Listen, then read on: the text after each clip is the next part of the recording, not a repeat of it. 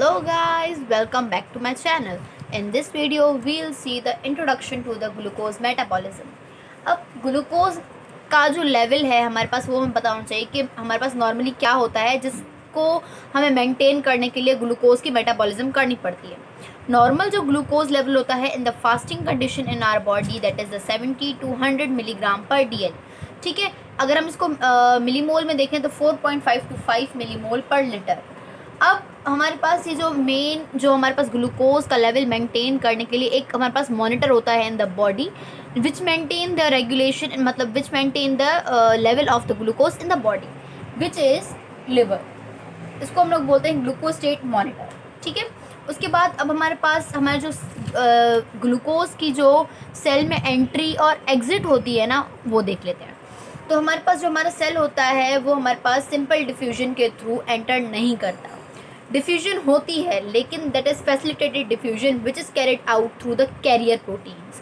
अच्छा, अब ग्लूकोज के जब हम उसमें देखते हैं तो हमारे पास जो कैरियर प्रोटीन्स होती हैं दैट आर द ग्लूट्स, जिसको हम लोग बोलते हैं ग्लूकोज ट्रांसपोर्टर्स. ठीक है, अब ग्लूकोज ट्रांसपोर्टर्स हमारे पास 6 हैं जिनमें से हमारे पास जिनको काम और जिनकी लोकेशन याद करने के लिए हमें एक फॉर्मूला याद करना होगा that is the affinity is inversely proportional to the substrate concentration.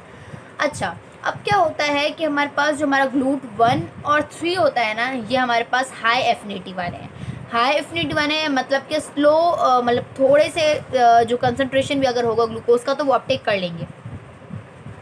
ठीक है, तो अब हमारे पास मतलब इनको ये उन सेल्स में होंगे जिनके पास मतलब जिनको ऑल द टाइम ग्लूकोज चाहिए ही चाहिए. क्यों चाहिए? अब देखिए, अगर वहाँ पे थोड़ा सा भी ग्लूकोज होगा तो वो उसको हाई एफिनिटी है तो उसको कैच कर लेंगे. ठीक है, तो ये प्रेजेंट होगा उन सेल्स में जिनको ग्लूकोज ऑल द टाइम चाहिए even in the fasting condition. Example are brain. Main example जो आपको याद रखना है इसमें वो है brain, because brain do not use any other source except glucose. ठीक है, तो ये एक हो गया. उसके बाद ये कहाँ पे होते हैं? हमारे प्लेसेंटा में भी होते हैं, किडनी में भी होते हैं, आरबीसीज में भी होते हैं.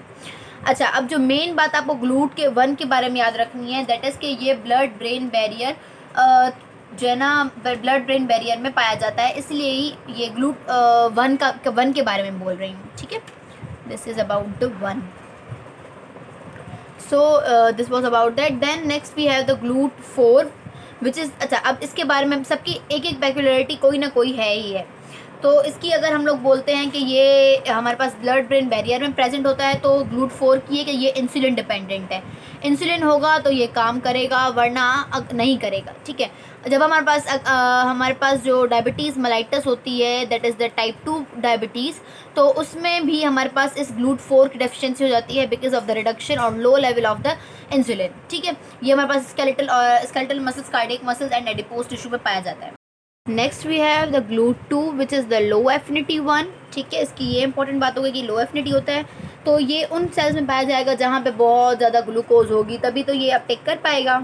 तो लिवर, पेनक्रियाज और इंटेस्टाइन इनमें बहुत ग्लूकोज होता है तो ये इन सेल्स में पाया जाता है. उसके बाद ये बाय ट्रांसपोर्टर है, ये भी आपको इसकी बात याद रखनी है कि ये ग्लूकोज को दोनों डायरेक्शंस में जो है ना ट्रांसपोर्ट कर सकता है. Then we have the GLUT 5. इसकी जो सबसे इम्पॉर्टेंट बात है, ये सारे के जब हम लोगों ने पढ़े हैं अभी तक ग्लूट 4 तक सारे के सारे ग्लूकोज ट्रांसपोर्टर थे, जबकि जो हमारे पास ग्लूट 5 है ये हमारे पास फ्रक्टोज ट्रांसपोर्टर है. ठीक है, रिमेंबर दिस पॉइंट. देन ये हमारे पास स्मॉल इंटेस्टाइन और टेस्टिस में पाया जाता है. उसके बाद ग्लूट 7 ये हमारे पास एंडोप्लाज्मिक रेटिकुलम में पाया जाता है. So that was all about the glutes and the introduction. Hope you like my work. If you like so, do subscribe my channel and share it to your friends too. Thank you.